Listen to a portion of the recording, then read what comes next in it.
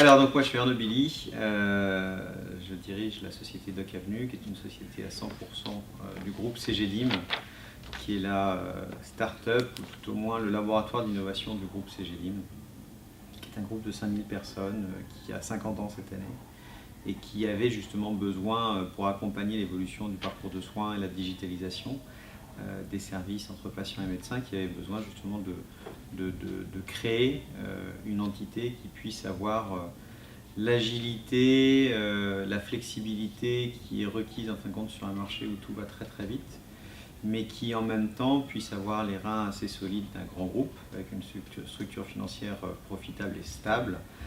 qui permettent justement d'endosser l'innovation, parce qu'on parle d'endosser l'innovation dans ces cas-là, et qui permettent effectivement de faire cette évolution et cette conduite du changement avec les professionnels de santé.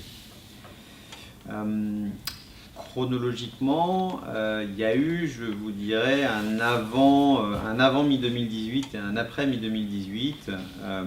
Précédemment, en fin de compte, CGLIM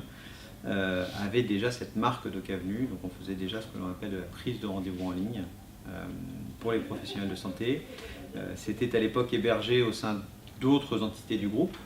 puisqu'on adresse les professionnels de santé à bien des égards. On leur fournit notamment des logiciels de gestion de cabinet, les médecins, les pharmaciens, les paramédicaux, donc les infirmières, les sages-femmes, les kinés et encore d'autres spécialités paramédicales. Toujours dans le monde libéral. Donc on adressait déjà toutes ces populations-là et on leur fournissait aussi des services de prise de rendez-vous en ligne. Et il y a eu plusieurs facteurs, en fin de compte, en 2018, en mi-2018, qui nous ont amenés, en fin de compte, à créer cette entité à part entière, Doc Avenue, un peu from scratch, parce que j'ai démarré tout seul en juillet, et on est aujourd'hui un peu plus de 100, avec en visibilité à peu près 150 d'ici la fin de l'année. Donc il y a eu un point fort et un temps fort, en fin de compte, qui ne vous a pas échappé à l'époque, c'est qu'en septembre 2018, l'avenant numéro 6 à la convention médicale a été publié et entériné, permettant justement, alors je ne veux pas employer de mauvais termes, mais d'universaliser un petit peu l'usage de la téléconsultation. Donc la téléconsultation devenait à ce moment-là remboursée par l'assurance maladie,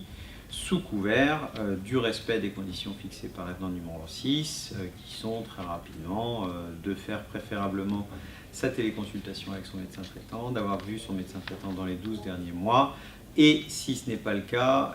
et si l'état de santé du patient le nécessite, on peut éventuellement proposer un autre médecin pour la téléconsultation, mais qui sera préférablement toujours un médecin de proximité, soit dans le SP, soit dans la maison de santé pluridisciplinaire, soit dans la communauté professionnelle territoriale de santé.